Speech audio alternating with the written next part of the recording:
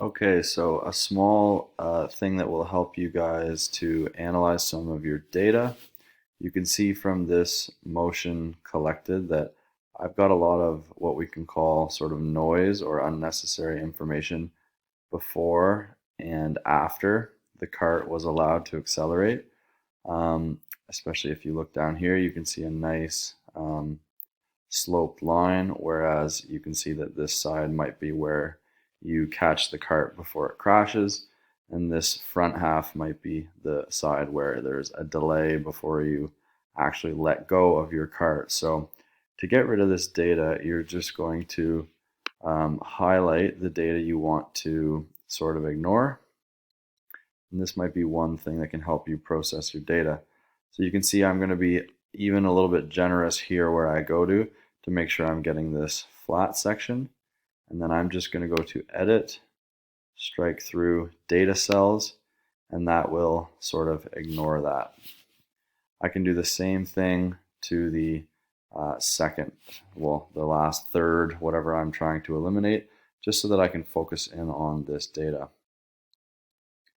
Another thing that you might want to do, I'm just going to go back to the fresh document. This is straight off of what you guys were doing, collecting data. Some of your data might look similar to this.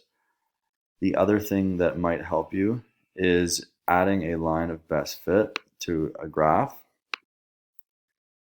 And then you can see that I'm capturing everything, all my data. So this line of best fit is also including the noise. If I want, I can just click and drag this square bracket so that I'm actually just finding a line of best fit of the region of data that I actually care about. Oh, I missed it there. So if I do something like that, where I am only capturing the line of best fit for the good data, where, like I said, this is kind of the delay, and then this is kind of like the crash. Just drag your brackets so that they are just capturing the data that you want.